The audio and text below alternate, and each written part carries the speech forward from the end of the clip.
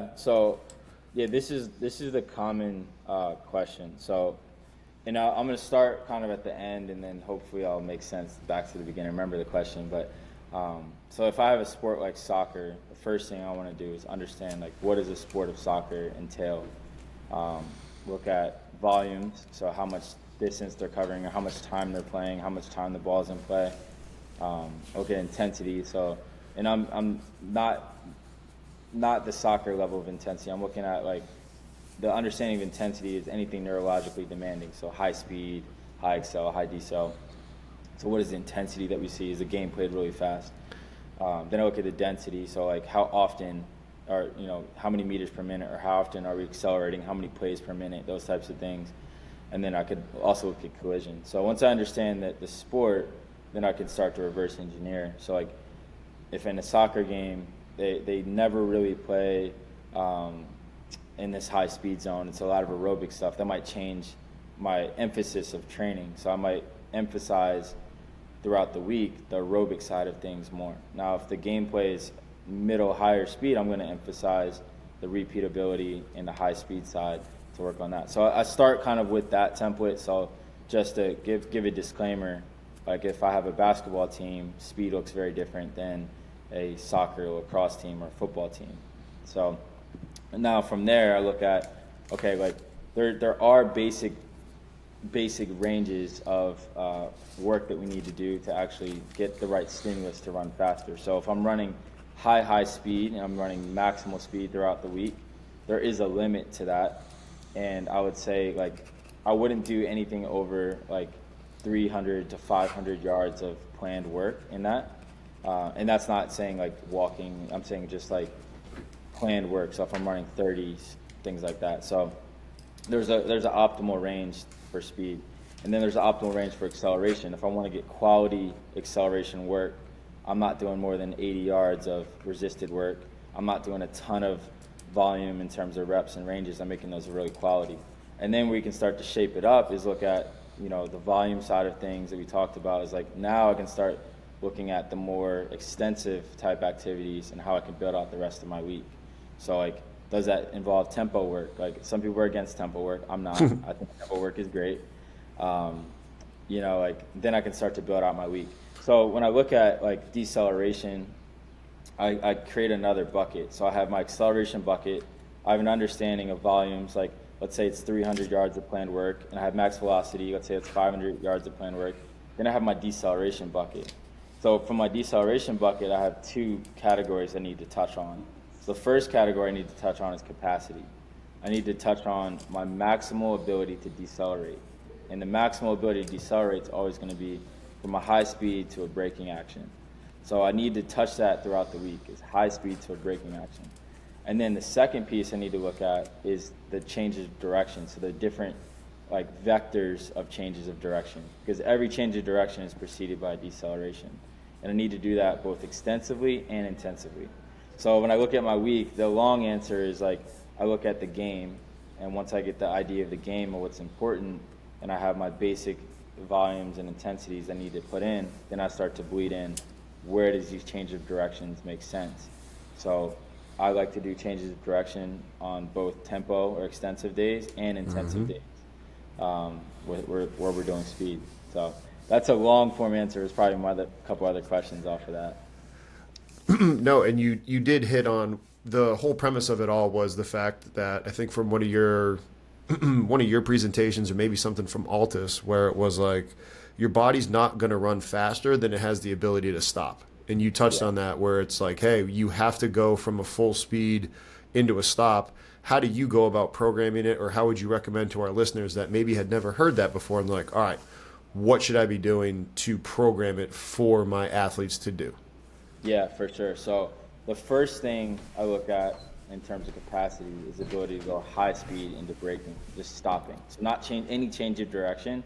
It's just can you get the athlete to run full speed and then willingly brake. And there's different tests you can do without going into too much detail. Like an ADA test is a 20-meter sprint into a brake.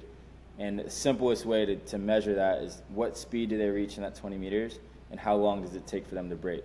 The hardest way, like if I really wanted to dive in, I could look at early decel, late decel, time to stop, distance to stop, all that. But yeah, the initial way is the easiest. Like I could have 100 kids line up, run 20 yards with GPS on, and then stop after the cone. Easy. So that's the first thing I do. So that is like my capacity. Like it's interesting because it's like I heard somebody say this before, where teams are like, well, we don't hit super high speeds in games, and I'm like, okay, well, do you hang clean in a game? No? Okay, well, yeah, well, that makes sense. Like, you're building a quality and you're building a capacity for something. Now, once I have that capacity and that quality and I'm training that consistently, what I want to do is now look at the different vectors of changes of direction. So really basically, I can look at the vectors as like downhill. So I get a 45-degree downhill. I could look at 90 or anything between 45 and 90. I could look at uphill, which would be like 135 degrees, and I could look at straight ahead. And then you could look at the most challenging, which would be like a straight back, like a 180-degree turn, right? So if I look at the different vectors of deceleration, I want to look at programming those vectors both extensively and intensively. So there's days where I want to repeat and do multiple decelerations at different vectors over and over again that are pre-planned. Then I want to move from pre-planned to more of a reaction. So maybe it's a follow the leader, or maybe it's a game. Eventually I want to end it up where we're building the volume so that they can play the game, and there's, we're matching that quality in the off season. But I want to build that changes of direction in different vectors. And then intensively would be doing those changes of direction at high speed, at high entry speeds. So when I look at programming throughout the week, I have a day that's focused on the intensive aspects of deceleration, which is high speed into braking, and maybe high speed into braking in different changes of direction. Then I have days that are more focused on the extensive, the change of directions, where it's going to be repeat or continuous or high density, so short breaks where they're decelerating over and over and over again, building that capacity. So I look at it in those two buckets, and then I bleed that throughout the week. So depending on the sport, like if I have a football team right now, we have 3 days a week. We have an acceleration day, which is like a pure horizontal linear day, everything's straight. Then we have a max velocity day. The max velocity day is a combination of straight line speed and uphill changes of direction. Then we have a change of direction day, which is changes of directions in all vectors that are pre-planned, and then it goes to a more reactive, and then it goes to games. And those are my 3 days that I have, and that's typically how I run most of it. Is like, and I don't really do. I stopped doing high speed in just a linear fashion. I do high speed in curves. I do high speed with uphill cuts. I do high speed with anything that's uphill and moving, with the reaction and with the stimulus of another player that have to react to maintain that speed. So yeah, that's kind of the way we roll with that. Taking a quick break from the show, everybody. Promise this will take less than 15 seconds. Friendly reminder, go ahead, hit that subscribe button below. It helps us out, and it helps you out by being notified whenever we have new content come out. So hit that subscribe button, and with this, let's get back to the show. Sticking on with the high speed stuff, and you talked about the yardage before. Do you only count the fly yardage, or do you also count maybe 5-10 yards before it? So if you're going to do like a 30-yard build, 10-yard fly, do you count like, okay, that's about 20 yards of high speed, or are you just only going to take 10? Yeah, so when I said that 500 number, like I'm looking at if I don't have GPS, and I'm quantifying from the beginning of the run through the high speed zone. So like if I'm doing a 30 build, 10 fly, I would just say that's 40. Now if I'm if I have GPS and I'm running through it, I'm going to look at just that like upper zone in GPS, like the high speed, like 90 to 100%, and I would have different volumes. Like typically in that, we don't even go over 100 yards of high speed, like above 90, 95. That zone could be pretty short in reality. But I'm looking at it from the standpoint, like if I don't have GPS, I'm just going to count that whole zone as my distance for that. One of my former colleagues, Amit, if you're listening to this question's for you, brother.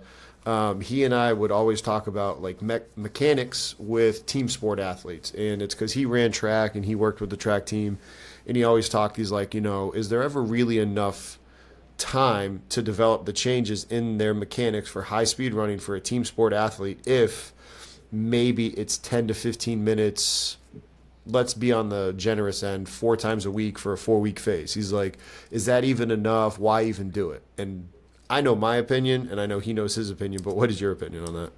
Yeah, mixed. I think depending on the time that you have, like if you have, I look at it this way. The most important thing you can do is get the stimulus to make someone faster. The second most important thing you could do is develop the physical quality. And the third most important thing you could do is change someone's technique. And they're kind of tiered that way because of the time that it takes to respond to this to the actual thing. So like responding to stimulus, you're going to make someone faster within a couple weeks if they have the right stimulus, the right volume and intensity of work. If you're physically supporting that with like plyos and weight room and building the other pieces around it, where practice isn't like an asshole practice where you're just running gases, then you're gonna get faster, right? Now, right. So if I look at the technical side, if I want to make a technical change, well, the truth is initially making a technical change, you make someone worse. And making a technical change is also a major risk because they might move that way. Their signature might be that way as a preventative mechanism. So like they might do something that looks weird to you technically, and you might say, "Oh, we gotta change it," but it might be something that their body is producing to get the actual result that they need to get. So you're exposing them to risk, you're exposing them to poor performance, and then you're wasting time a lot of times. So because if you have 15 minutes, you spend 11, 12 minutes on technical stuff, well, you got 11, 12 minutes of very low intensity work, and that leaves a very short amount of time to get the right stimulus, which means you're probably not going to get the stimulus. So when I look at that, I look at, are drills important? Yes, but only if you have the time to do it. So like if you simplify what drills are doing, if you look at the law of dynamic correspondence, you're trying to find the drills that touch on a few of those five, like the ranges of motion. So like I love dribbles because you touch on the ranges of motion. The force application would be one too. So like if I look at dribbles, I can also get high forces in short time frames. All right, so I try to pick the drills that have the highest transfer, that are also the easiest to learn. Because sometimes it takes if it takes 6 weeks to learn a drill to be able to do it right, like scrap it. Like I think there's definitely an overemphasis of drill work in team sport athletes, and I would say you could get by not doing any drills and be successful. You cannot get by not doing any stimulus work or physical work. You know what I mean? So with that in mind, it's like if I'm a sport coach and I want my players to get faster, you are absolutely a speed coach. You absolutely can make your team sport players faster by making sure they hit the right stimulus, supporting it with some jumps and bounds and plyos and weight room stuff, or just not being an asshole coach in practice, and you're going to get players faster.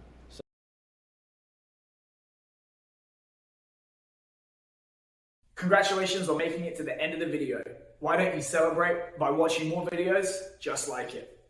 You can also help us on our quest to placate the algorithm gods by liking, sharing, subscribing, and commenting. Thank you.